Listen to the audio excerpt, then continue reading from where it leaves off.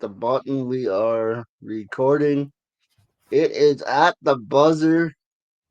With me, as always, is my partner in crime, G, the bistro of basketball knowledge. I am the leader of the pack, but probably not tonight. Little tease there. Mo Money on the Mo Money Sports Network, the sports network for the sports fan. G, you called it. You named it. You came in with the fire on the text message. Let me see what you got on the podcast. Right. What's on your mind, G? Hey, man. Thank you for the good intro. I always enjoy being here, talking shop with you. As I outlined in the text that I sent to you earlier, um, there's some issues going on with the NBA right now that caught my attention. And as the NBA seems to always be in some level of crisis, I thought it'd be worth talking about what the current conditions are and, what you think about it. So I said nostalgia at the start, and first thing that comes to mind is that song, that theme song for the NBA Finals. I know is an NBC thing, but it's an NBA thing. I would argue, just like inside the NBA is an NBA thing, and the NBA is just kind of failing on some fronts here, man. That I think this is the overall point. They're failing at the presentation side of the business. Bomani Jones talked about it on his podcast the other day. Scott Van Pelt talked about it, and they're all saying the same sort of things of like, how do you even put the logo for the finals on the court? Yet your in-season tournament, you're willing to turn the thing into freaking Tron 2.0, make it a big spectacle, but you're not going to do anything to make this a big deal. Like everybody's kind of saying like how do you fail so hard at spectacles like All-Star Game? The embarrassment of professional sports is known as the NBA All-Star Game, right? Like the in-season tournament, somehow they screwed that up and made it painful. But the most important is the finals, and they're blowing it. Is the argument, is the discussion. And not to take away from the great enjoyment that I'm having with it, I think there's a fair argument to be made that we're missing that link to the past. We're missing a bit of the link to personalities that we trust on screen, and people making it feel like a big deal. People that can connect to you with the heart. Stephen A. understands how to emotionally connect with you. You might not like it, but he knows how to do it. And not many other people do. And it seems like the business model is going away from valuing presentation. Can I drop a mo bomb here early in the podcast? That's what we're here for. I'll tell you what it is. It's the corporate takeover of the NBA. And in the comments before you jump on me, let me just say, it's not the NBA Finals on ABC. It's the NBA Finals presented on ABC via ESPN. Even when even when the game's not even on the channel, they still promote ESPN. And you look at it, we had we had Bream, we had Van Gundy, we had Jackson, and now we get this hodgepodge of people after they've been calling the game for 20 years, and we were getting insight and we were getting actual basketball knowledge. No disrespect to the commentators that are currently on the board, but ESPN cheaped out and they didn't want to pay these guys. And now we got a new crew that has to reestablish themselves. And it's not, I questioned this earlier. I don't think ESPN cares about their legacy as much as we do, or as much as at least I do. But wouldn't you care about the product, like in the moment, so that, like with the NHL All-Star thing that they did with the Americans versus Canadians, like they made it an ultimate spectacle. It worked with the times, it worked with it just played perfectly, and it was one of the most watched hockey things in years. And you Why- look at these last two Stanley Wouldn't Cup it be Finals in playoff interest- games. And what are It you would be saying? in your best interest to promote the sport.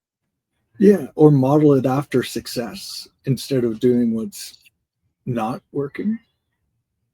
Right? Like it's always worked to make your Players final don't. a big deal. Why would you not be working on making it a bigger deal rather than the other way? And that's where people are like, is that an oversight of not putting the logo on the floor? Because that just feels like there's too many people working at a company to miss that. You know? I would agree, G, but the way the corporations work now, And this it's is about the almighty dollar. Yeah, and this is the danger zone, I guess, is for people like us who are a little bit more than casual fans, hey? And we've invested a ton of time, so the like nostalgia factor is part of it for us. It's part of it for a lot of people. To throw that aspect away Yeah, is and I'll go back to the play-in tournament. I think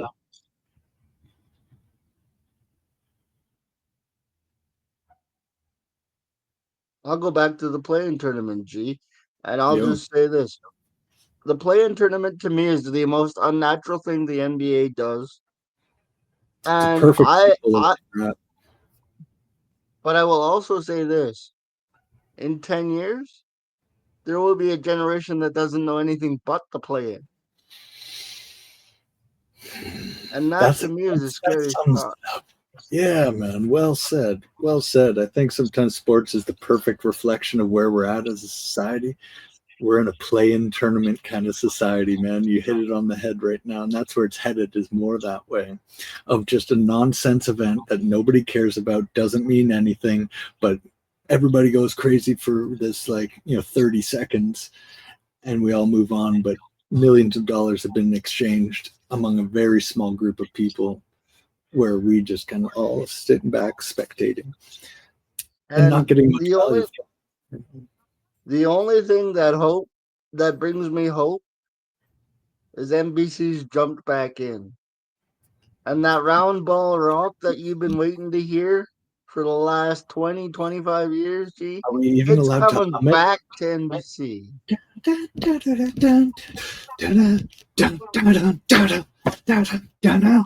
That's still one of the best videos I've ever seen. Oh, it gives me shivers still. Like, dude, that is nostalgia. If you're looking for the definition in the dictionary, when your hair stands up on your arms when somebody's talking about something from the past that you like and are kind of sad about. Well, it's coming back, G. So I think meaning, like they need to bring meaning back to it. And if we live in a culture where they're not connecting the dots for us, like building in the legacy of the history of teams and rivalries, and they're just stat driven narratives that nobody cares about, because that's not emotional. Like stats are stats. People want to know what an emotional story, and used to be good at that, used to be naturals at that, maybe, but we're not seeing so much of that anymore, and I think that's a huge loss. No, because here's corporations, and this might be the theme of the podcast, but corporations don't care about emotions. Corporations care about green. Yeah, they're turbocharged to serve one function. So there was a Bill Simmons thing where they're talking about Nirvana.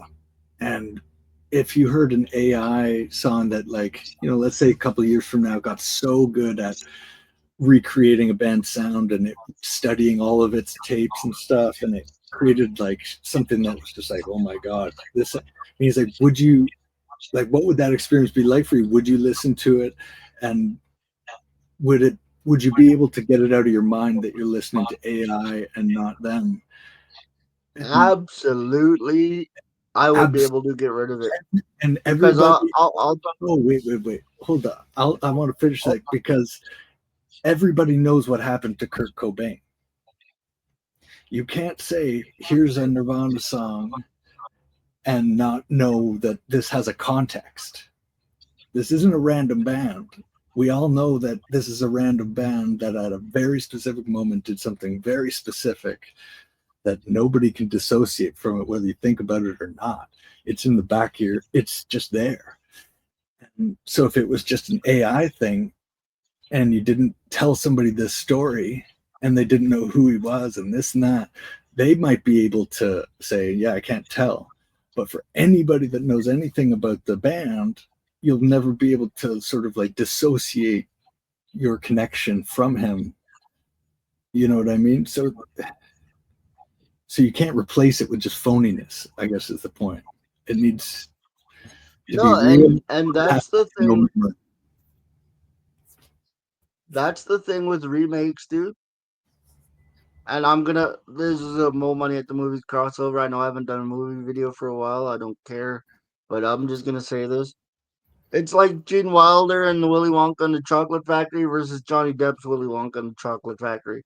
You're not gonna replicate the depth of the heart that you got from the Gene Wilder version of Charlie and the Chocolate Factory versus Johnny Depp's computerized AI, what do they call it? What do they call the visual effects thing again? CGI. CGI. You're not gonna get the same heart from a CGI as you would a character in the 1970s. I'm sorry, there is no way you can replace those movies. Mm-hmm. And you can say, well, Mo, you're just old fashioned. Well, maybe. But I also go to White Men Can't Jump from 1992 with Woody Harrelson and Wesley Snipes to bring it back to sports. And I bring you this comparison. That movie was released in theaters. Watching those two guys, they put the remake of White Men Can't Jump starring Jack Harlow on Disney Plus. They didn't even have enough confidence in the remake to put it in theaters. And that tells me all I need to know about can you dissociate from the authentic to the replication. But for those people that don't know the original movie at all, this is just some random Jack Harlow movie, right? Like, here's the other example, man. Mission Impossible was an original TV series in the 60s. I didn't know that. I didn't know that as a kid when I was watching them and stuff, but I really appreciated them. And I felt like there was a depth of something there that, like, it was already existed. Like, it had an entity feeling to it. I think there's something to that because they respected the original enough to carry its spirit forward, and they didn't just do a cheesy money grab. They brought their spirit to it. The entity that used to live within the NBA is gone. They're doing their best to leave it, I think, is the problem. Is like they're drip by drip, they're trying to just erase its past by letting go. Yeah, and that's the problem. You have a great game. I'll be honest right now. I've watched both games of the NBA Finals, and I've watched both games of the NHL Finals. And I got to tell you, the NHL Finals are more entertaining right now than the NBA Finals. And it has not. And yes, full disclosure, my favorite hockey team, is in the NHL Finals. He's got skin in the game. That's not the point. The point is, I'm more entertained by what's happening on the ice than what's happening on the floor, because I told you this on another phone call, G. I believe it should be 2-0 Oklahoma. But also, I can't change the fact that it's 1-1. But I just think they've outplayed Indiana in 2 straight games. But what I'm saying is, when you take the heart out of the NBA, which is essentially with the play-in, with the in-season tournament, you're trying to make games matter that shouldn't matter to begin with. And you're taking the heart and the spirit out of the game, and it's messing with the NBA. It's the replacing of those, like, they're putting gimmicks in where there used to be substance, where you used to take extra time to make sure there was a rivalry game at Christmas, and the NBA used to make sure they had narratives going and stuff. Now they're more focused on how much money from Abu Dhabi can get to Vegas in the space of 3 days. Go. And that's I'll tell you what. That's a dangerous place to be for anybody, let alone a corporation, let alone players, let alone New I'll leagues tell are you what my coming. buddy Say told that. me. I'll tell you what my buddy told me when the Lakers won the first play-in tournament a couple years ago. I don't know what's going on with my feed here. I think the NBA's finally heard enough. They're like, oh yeah, But dude, that's as you pretty can wild. see, we're having technical difficulties over here. It's been a while since I've been hacked by the powers that be. Sorry, that's probably on me there. But my point is simply this: when the Lakers won, one of my best friends asked me, "Are you happy you won the play-in tournament?" I said, "I'm happy I won 7 in a row." I don't care that there's a play-in tournament happening. We're still in the regular season. What does the play-in tournament do? It doesn't give me playoff seeding. And it doesn't It does play on nothing. any emotion or It nostalgia does or nothing for my franchise. And does anybody feel anything? Was anybody excited about it? I was not. I was like, hey, gee, there's this game on Friday night. Remember, it was like a good pulse check. I was like, one game, I was like, I'm kind of excited, just kind of open to it. Like, he's not such a bad guy. And then second date, you watch him like drop kick a dog, and you're like, ooh, okay, no, they don't. No, Well, they're that's not a just good. it. I remember when the podcast started. You're like, you're being too harsh on this in-season tournament, Mo. No, Because they're you being were excited. being too light. And then you were like, this is not what it's supposed to be. Like, No, it's turning into Harlem Globetrotter Mickey Mouse nonsense when it's trending that direction. And the devaluing of the regular season, I think, has been a funky thing for people too, of like, how do you mediate a season when everybody's skewering for a lower season games, but you're stuck with. Yeah, that's so strange. You got like a filter going. this is not me, G. This is Should we hit a refresh?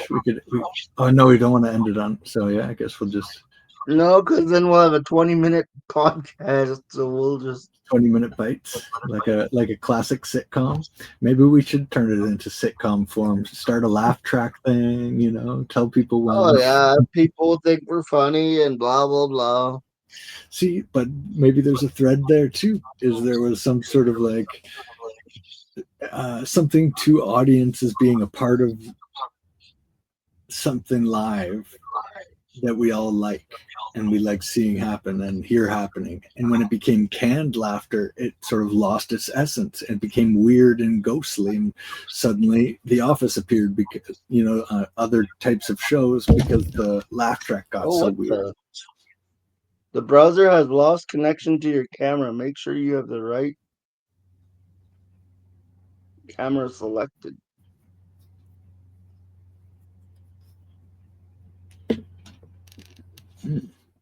Yeah, we got some technical difficulties, folks, and in this age Bear of with me, technology, G. no problem. Keep talking, and I'll see if I can straighten this out right here. And I think we're two guys that are from a similar generation, so we talk a lot about things from the past that we both share, and we're from similar places, so we can talk about the cartoons, the specific ones that we remember from the early days, the weird sort of niche Spike TV things. All of these things kind of play on emotions of the communities that were there, the all the memories and stuff of the past. But the thread to them all is that there's like meaning. There's something there that actually means something to us emotionally. And I think if you're a business, somebody that's not playing to that right now, you're missing the point. You're going to be left behind in the dust. It's a visual culture now. It's like everything is always around us, this and that, but we got to find ways to connect the emotion to the past and the future. And I'm gonna give you a Family Matters example because Jaleel White, who played Steve Urkel, said this. Back in the 90s, it wasn't written in the script to get a catchphrase. You were allowed to experiment, and your catchphrase just naturally happened. There was like, did I do that came on a spur of the moment thing. It wasn't a scripted, like, go out there and make people laugh. And I think that authenticity of the did I do that and, stuff like that is gone. Here's a perfect analogy for that. Stuff like the celebrations, like Steph's night or any of the famous ones that people started imitating after. It's like the most authentic's the one that just happened in the moment. Like he hadn't been practicing his, like it just came to him in the thing, and he's just like night, and that verse, right? Like that we can feel. That's why it's iconic. But when guys come in with the too small bugs me. I'm just gonna say that one feels too lazy at this point, unless it's like a it gets super small guy overused. doing it on a huge guy. But yeah, It gets I think just overused. again, authenticity is everything, and sometimes it's a little too pre-thought. Like I will say this for Pat Bev, I may not like the guy, but he's authentic. I'm not afraid to let it out. That's the other I part. You can respect be, Pat Bev for that. So let me ask you I this think then, man. Go ahead. go for it. I was going to ask you about maybe the complete opposite of Pat Bev. Let me ask you, if you could choose one guy currently playing that's the complete visceral opposite of Pat Bev, who would it be? Kawhi Leonard. Let me explain. Decent? Yeah. Because Pat Bev puts everything out there. And Kawhi Leonard would be happy to be a ghost. He doesn't want us to know anything. He doesn't want us to care about anything. He just wants to go and play basketball and be Kawhi Leonard.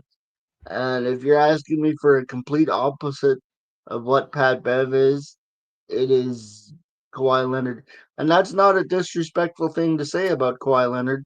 That's just who he is. Yeah, nor Pat Bev, just personalities, not better or worse. Mine was going to be Victor Wembanyama. Oh, interesting. Right? One of the most thoughtful, meditative, like kind of strategic chess playing, like always think first. Pat Bev is the opposite. It's like think first. Why would you do that? And they're so different. They represent different generations and parts of the planet to me, of like culture. Like, have you seen the recent photos of Wemby? Yeah. Of the shaved head and the Buddha cloaks and stuff.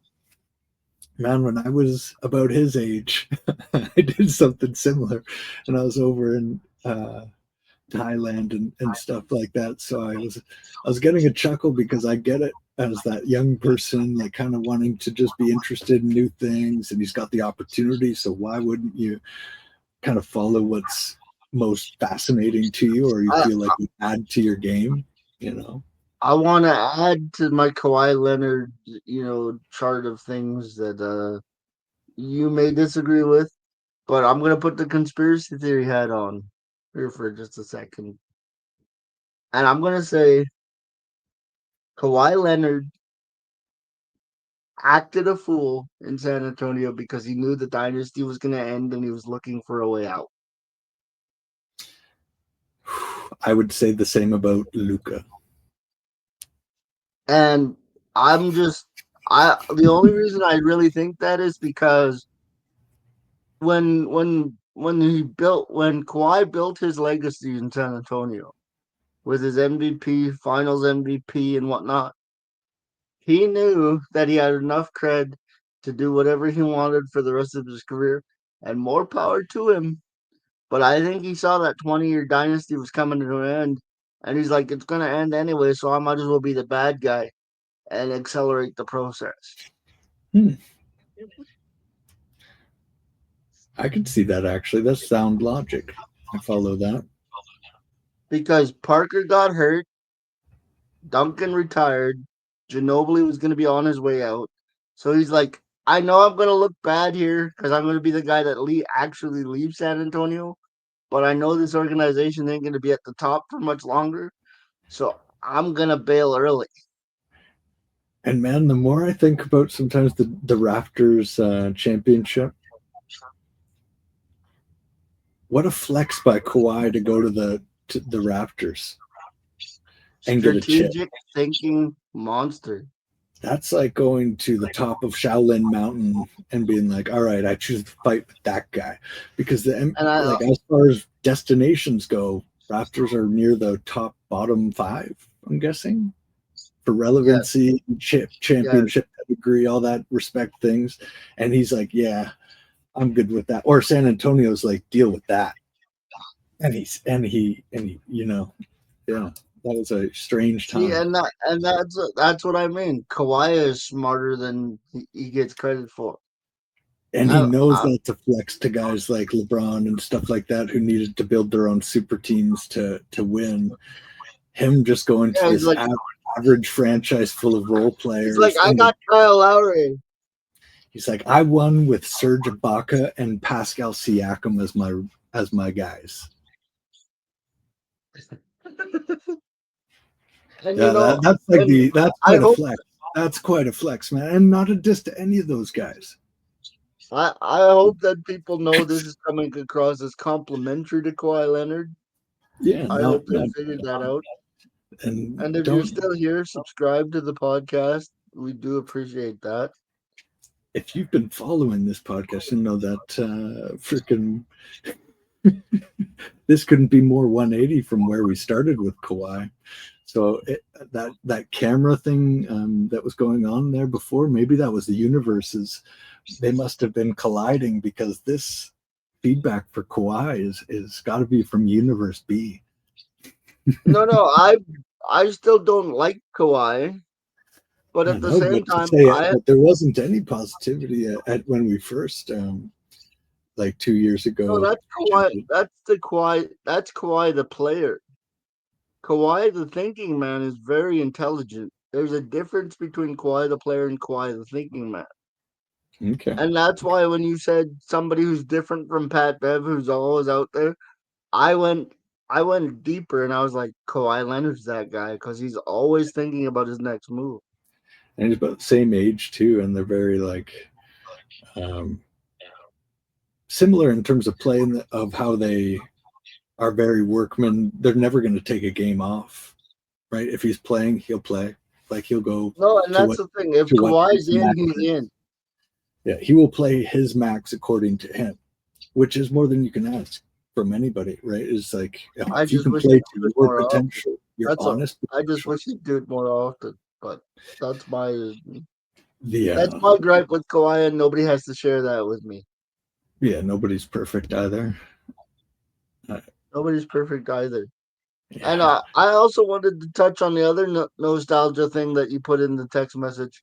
You said, why can't the NBA learn from the NHL, the UFC, and the NFL? Do you care to touch on that a little bit? Big time. So I mentioned the NHL thing with the All-Star version that they did this year that worked out so well. The UFC's been killing it for years now, just slowly and steadily building their base. And they do it so like systematically, consistently, and just like symbols, the road, everything is a nice ecosystem that stretches and it continues to get further and further into the culture as things change, and they adapt to it. They don't stay the same. They don't try to force themselves necessarily, from what I've seen, into something that they're not. Yes. And that is like that's what you need to be learning from. They found something that worked and it was part of who they are, so they're sticking to it and building on that, right? And it just continues to grow, like I said, to be more and more a global thing. They have all these narratives, they have all these things, but it's a burgeoning, successful sports and entertainment system. But man, sports are more than just entertainment, and they're more than just And the sports. NFL, nobody does it. Community. I'm sure as much as we love the NBA, you'll agree with me on this, G. Nobody does it better than the NFL. They make it. Yeah, this is what Bomani was, and somebody else said. They make it feel important. Right? They make you feel like it's important because they go out and do all the things that they can possibly do that makes sense. Not like the NBA where we'll paint the court in the middle of the season for no reason and throw $1 million at the Milwaukee Bucks. Like, that's your version of a spectacle? You know, if it was me, I'd be like, this Sunday on the NBA on NBC, it's Giannis Antetokounmpo and the Milwaukee Bucks invading, you know, Dallas, and they're going to take on Cooper Flag. And this is a must-see event that Got to you speak need to to the see. language, like Giannis wrestling. is coming to Giannis is coming to Dallas. You don't want to miss it. And if you can't be in Dallas, you can tune into NBC at noon on Sunday afternoon. And you know what? We stole Kevin Harlan from TNT. He's gonna be calling the games on NBC. You cannot miss Giannis Antetokounmpo and the Bucks take on the Dallas Mavericks this Sunday at lunchtime. Mm-hmm. That's how you promote a game. Man, clip that. Actually, we should do a little thing. Makes sense to me, man. I was my fireworks of the brain were going just as you were saying that. I was like, yeah, I could feel it, and you could feel something already with that, and that's a good contrast too of Bucks versus the Mavs, like the old dog in a sense, coming to show the new pup how it goes. Right, and you can play that hard. Like he's coming, like play it on Giannis's side, and Cooper suddenly the villain of like, you better show yourself, kind of like it was with Kate and Clark, and that's a good narrative to be off of like they're punching them, they're pushing them, And that's how you do not it. able to take it. Is this guy tough enough? And man, then he starts thriving, and then you want to watch the game on Sunday. Is my point though. Yeah, they have to turn it up so much. And think about this. The NFL halftime shows become a cultural institution in itself. And it doesn't have to be the Super Bowl anymore.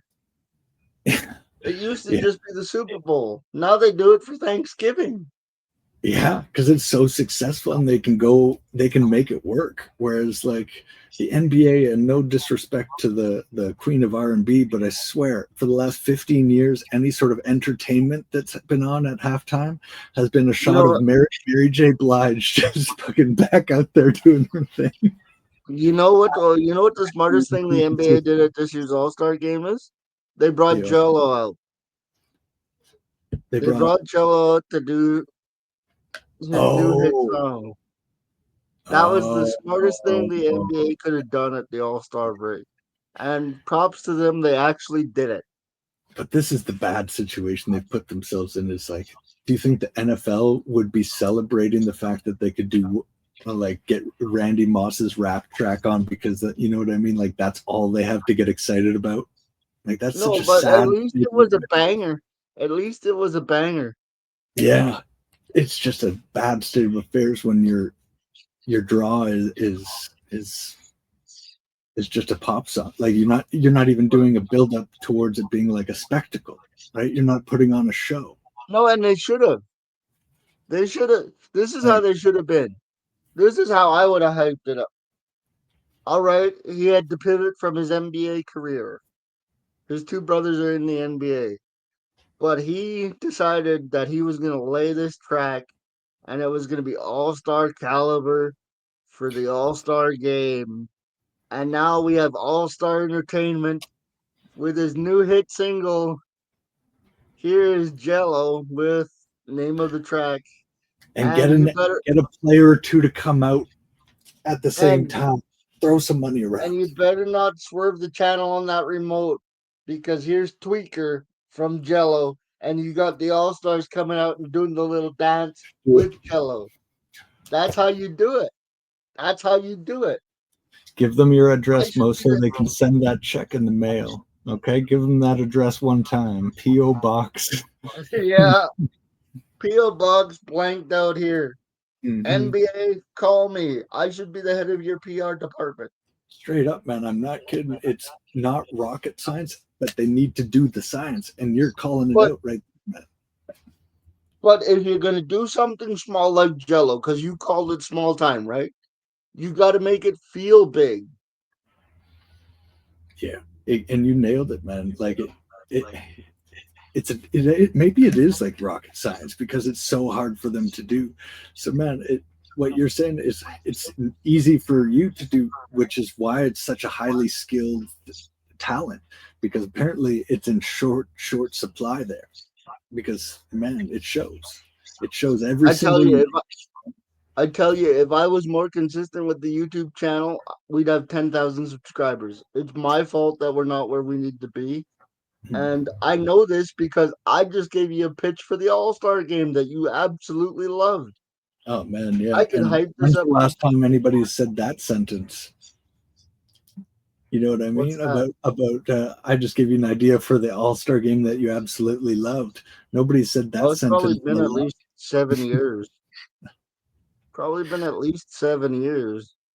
And here's the crazy thing: it's an embarrassment of riches that the NBA has, right? They've got the most recognizable faces in sports, right? Because they're always on camera, like their faces are zoomed in. It's the smallest rosters. It's the most identifiable faces and brands. They could be building on stories and narratives and making things such big deals, but they've instead let everybody kind of go off and do their own little sub podcast, their own little niche markets, their own little things, and just let gambling be the oil that greases the wheels when it I'm shouldn't going be. to call the NBA out on something else that they're not ready to hear. They don't want another Michael Jordan. They Mm, don't want somebody who's bigger than the game anymore. They want the game to be the game. And you know what? That hurts you in the long run. yeah, That yeah, hurts you in the long run because you need a name to put on the marquee. yeah. You want that guy, right? And when You want Shea's that dude. You want the aura. You and this know, is even when Shea let is me giving them that, they didn't know how to work with him. They don't know how to sell him. They don't know how to give let me put him. it to you like this. All right, Hurricane Peter McNeely, who was a boxer in the '90s, who was an absolute nobody. But okay, now I'm gonna say this. Mike Tyson defends his world heavyweight title against Hurricane Peter McNeely this Saturday night from the MGM Grand in Las Vegas for the low price of $99.99 live on pay per view. Can Iron Mike defend his title against the Hurricane, and how quickly can it be done? You don't want to miss this event. It's going to happen one time on pay per view, and if you miss out, you're missing everything. Got And to, then got to. and now you see the difference in promotion. The NBA doesn't promote itself like it used to. It doesn't. I can't even think of the last promotion thing I've seen for the NBA. I see the Canada ad one, and it's this boring like, oh, we're not so nice anymore. We time to. They say something about time to change the narrative. All these Canadian basketball. Like, all right, how about you name one? build, build. You know, it's so short-sighted, short-given, and I think okay. Let me ask you this: how would you market Shea? Let's say you've seen what he's doing over the last 2 years. You've been tasked with finding narratives for the NBA that they can take to ESPN, they can take to TNT and sell This as is great this, storylines. this is this is how I market Shea. Shea Gilchrist-Alexander. You may know him as a member of the Oklahoma City Thunder, but he is so much more than that. He is the lifeblood of Canadian basketball.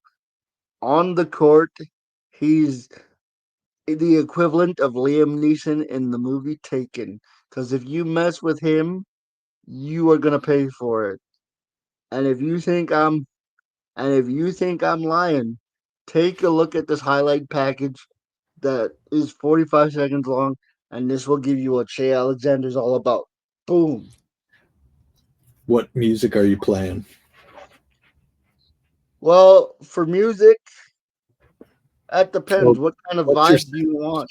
Well, I'm asking you, like, if you were putting this little sort of promo pitch together and and you're getting into the clips now, are you going to let it just be straight audio, or do you add a little Jello track? Do you add a little Back in Black? No, Jello's too street for Jello's too street. I love Jello.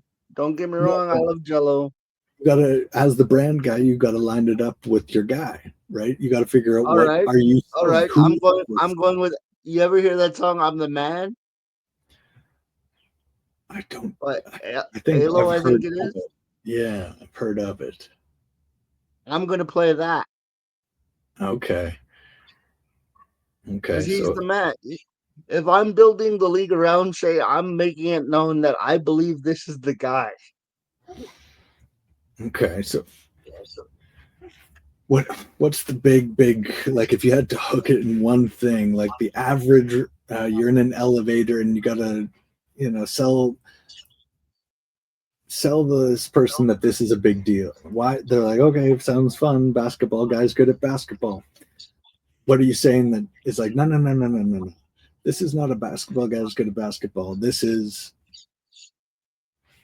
This is not a guy. This is not a basketball guy who's good at basketball. This is an athlete basketball is lucky to have, and if you don't watch him, you're missing out. Period. Mm, Point blank. End of story. okay. Now let me ask you this: are you going to set up some rivalries for him? Are you going to find some, like, let's say you've been given him as your project for the year to just find ways to cultivate narratives and brands and just things to make his identity something, because right now it's just cool guy, he's just stoic guy, like that's No, not a no, no. I can do that in that's not five something minutes. we can sell at Gatorade, No, that's I not can. something we can sell at Skechers. Yes, it is. And let me tell you how I do it. Gotta give it to me, yeah. I have the new SGA1 shoe, and I'm pricing it at 125.99. Okay, Okay? And you want to know how bad this motherfucker is? And I obviously wouldn't swear because I'm a PR guy. maybe You it's know the what I time. do? You know what I do? I show his playoff reel. I show him tearing up John Morant. I show him eating Ant alive. I show every highlight clip that he's got. And I'm like, this is the dude. And if you're not wearing this shoe, you're going to get laughed off the playground.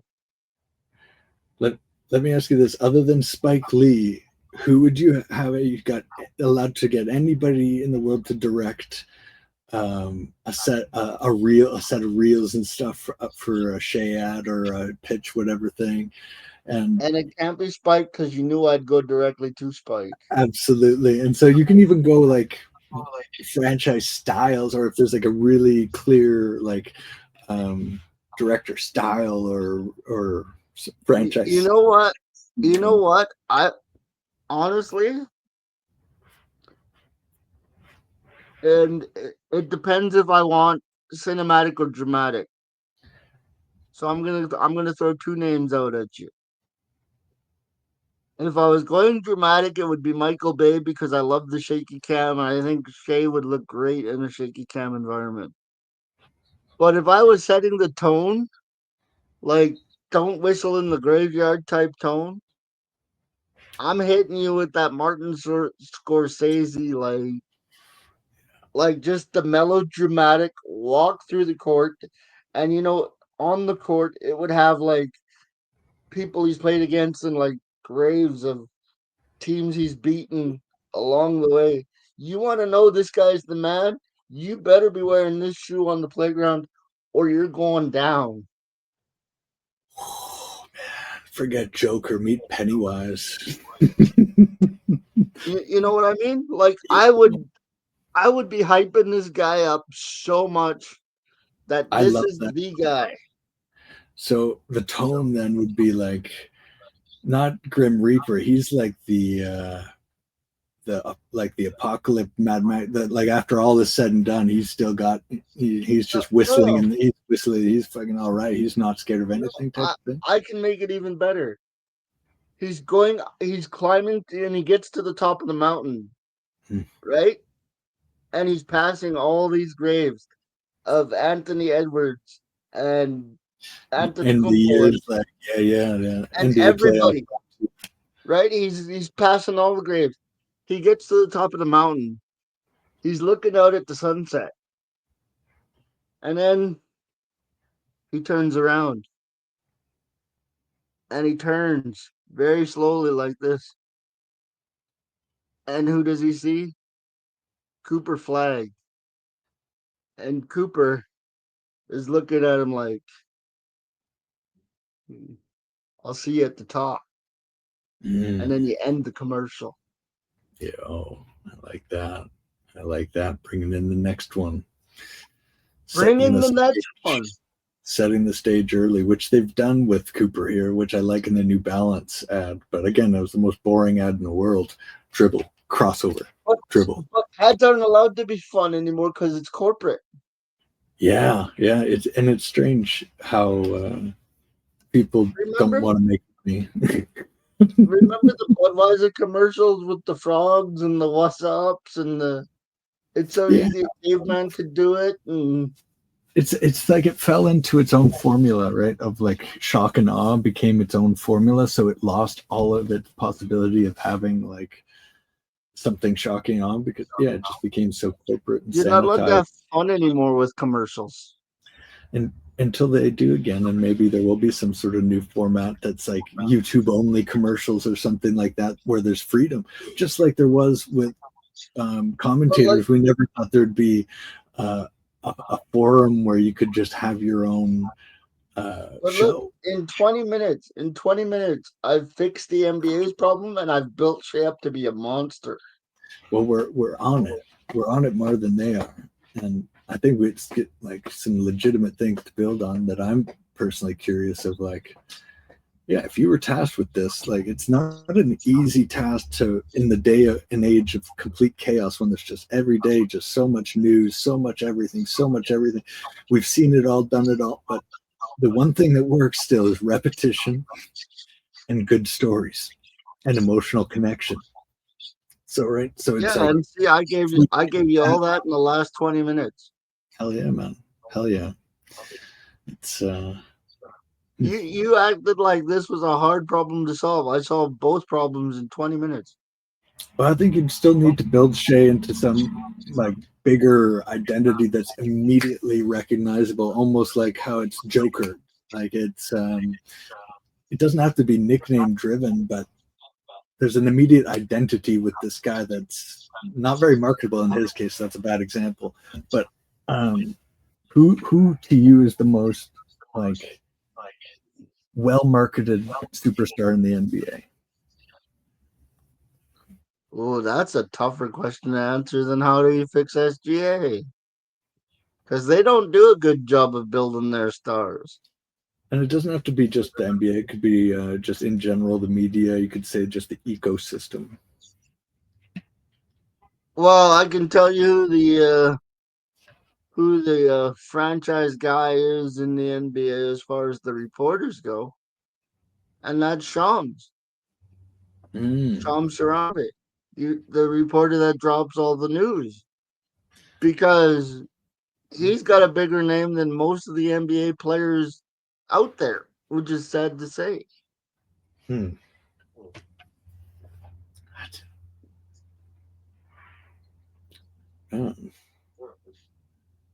When he broke the Luka trade, everybody thought he got hacked. And he's got a bigger name than most of the stars out there today. And the sad part is, and here's not even the problem, it's not even the NBA can't elevate their stars. If you look at Anthony Edwards, he doesn't want to be elevated. He said it himself, I don't want to be that dude.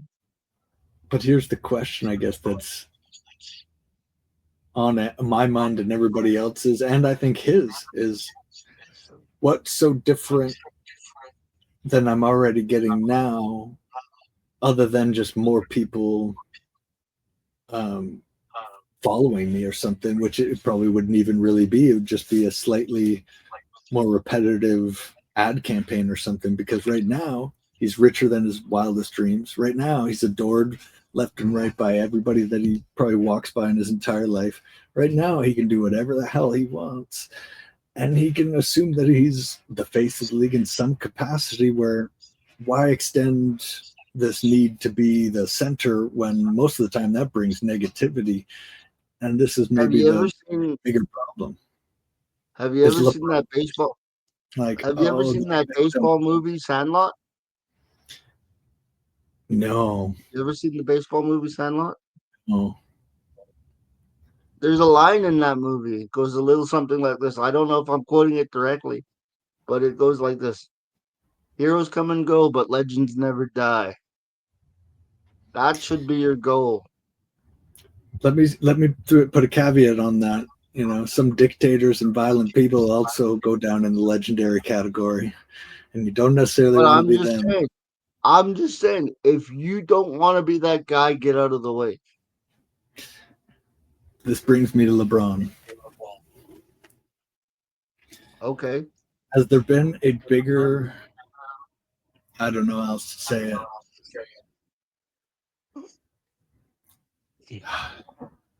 None of the words are good words. Um, diva maybe is the nicest way. Like, no, that's not it either. The most crying Narcissist. victim superstar that you've ever seen in your life, to the point where I Kevin think Durant. he almost. No, I think LeBron's bigger because his platform's bigger, and he cries more. So it's like, here's my hot take then on narratives and stuff like that. A few years ago, LeBron really made it public. I think it was around the pandemic, that like the way that NBA journalism was going today has ruined the game. Right? He put that out there. He's like, the media today, all they care about is hot take, blah blah blah. He had this grandstand, right? Uh-huh. As he's on social media doing it. And I think players got hesitant to like do media stuff in ways that would make them uncomfortable or seem maybe not as cool or something. And so then it died off, right? Because LeBron was like, yeah, they're the enemy. Don't go to them. They're the enemy. You use them. You buy them. You make them do what you want. And that's not how this works, LeBron. That's why you're going to go down as one of the most polarizing villains in sports history. My view, villain, others hero. I think the greater effect, though, is look to the slam dunk contest. How's that going? Okay, let's get our graph. LeBron enters league, slam dunk contest ends. And I will remember. I always remember.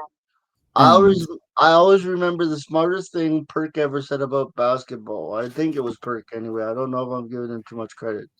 But I remember him saying, "You're the face of the league. The temperament of the league falls with you.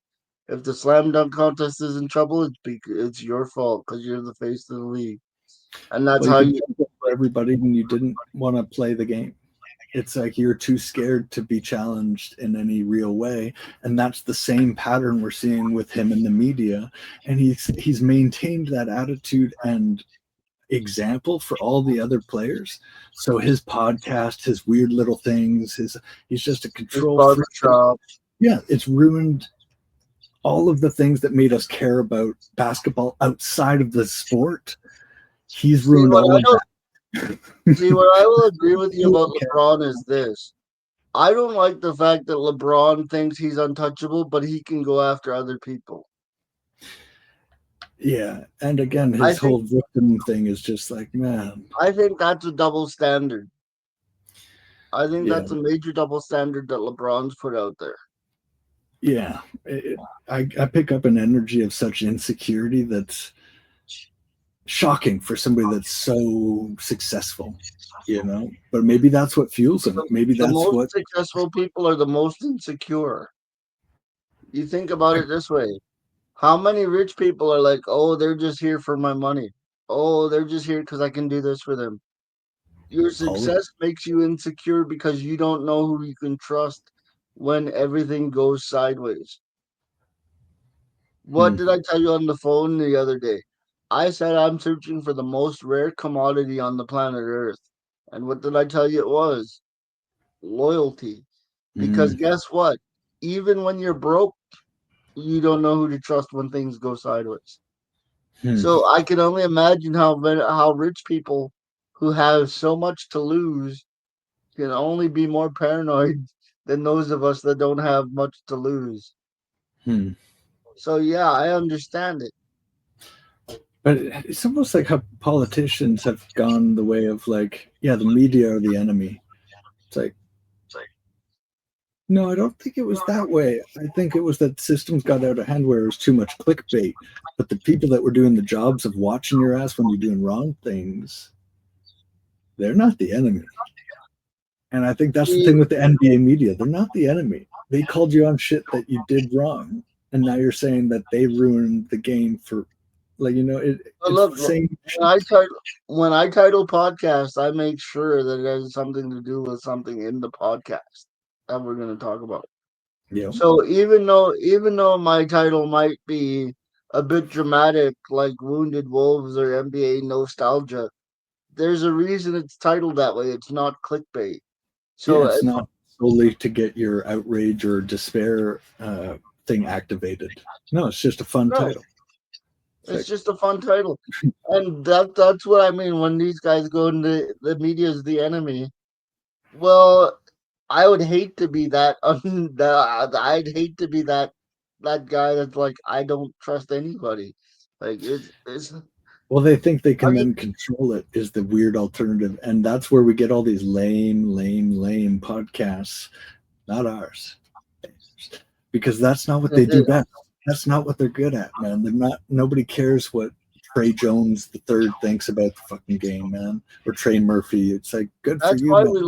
That's why we love Ocho and Shea on Nightcap because it's just authentic conversation. See, those guys have absolutely. They could have done that professionally their entire lives if they wanted to. They're so good at it, you know. Like that is a natural skills that they cultivated there, and they have a sense of history too.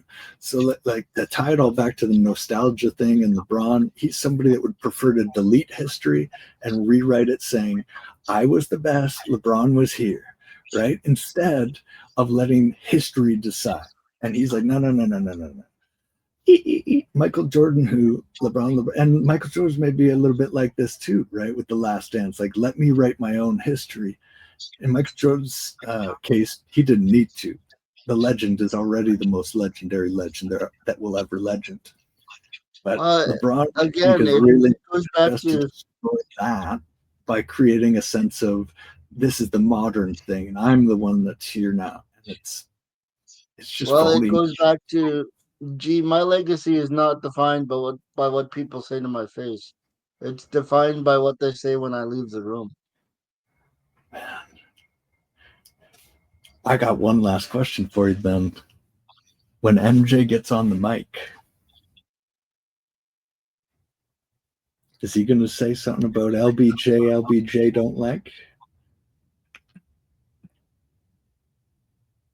I'm not worried. I'm not worried. I'm totally fascinated because it's almost like the Elon and Trump thing.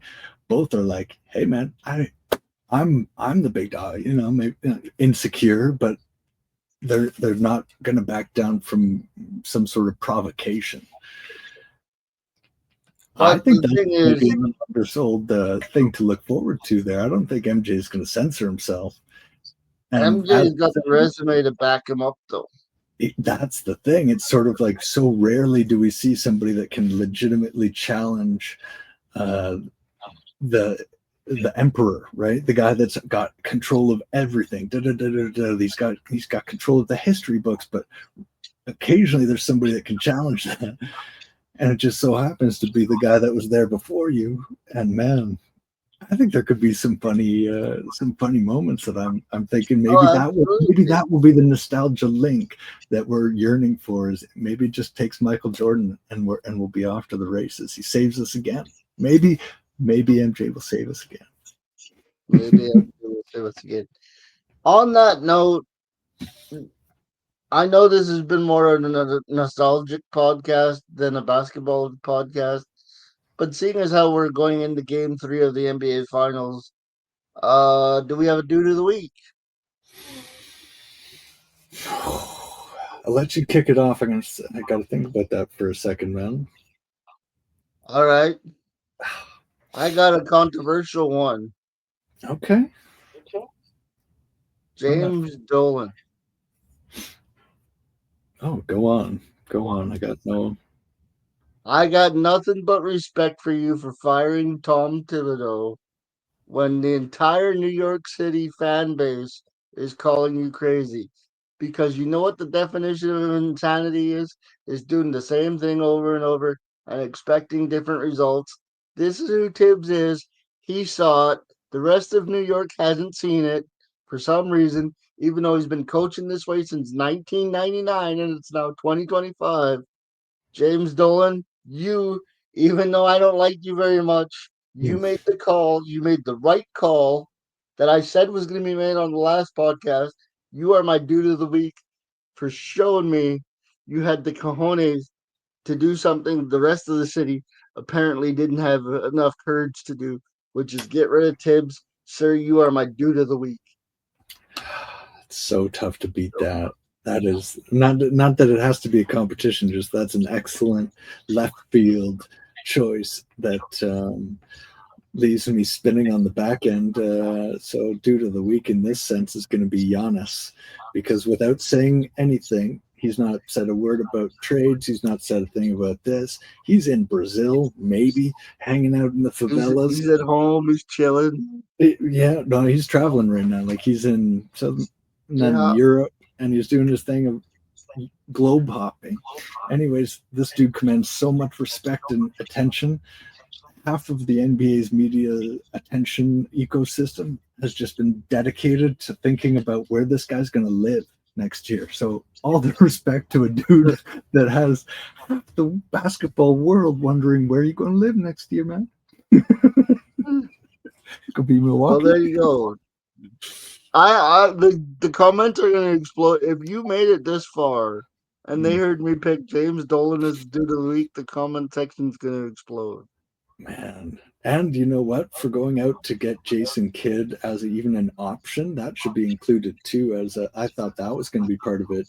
What you're saying is the ability to get a head coach that's, you would think, untouchable and leaving with a Cooper Flag and Anthony Davis at Kyrie, but there's obvious interest. So shout out to Brian Windhorst breaking it. If he did, I don't know. But we got love for Windy regardless, but yeah.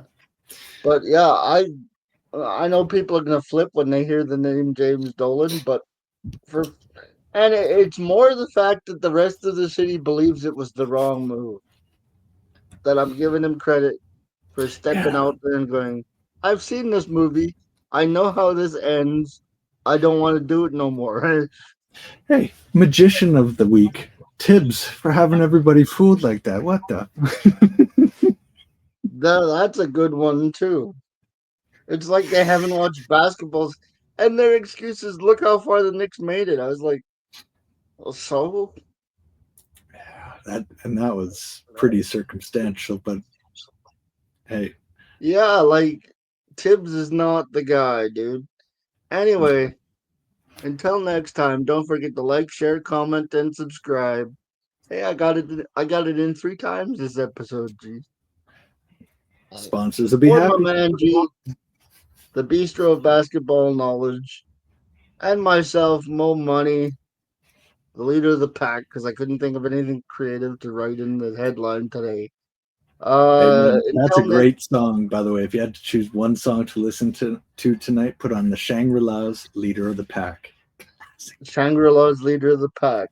There you go. All right. And until next time, may your ego come from a place that keeps you humble. Much love. I'm Mo Money. Mamba out.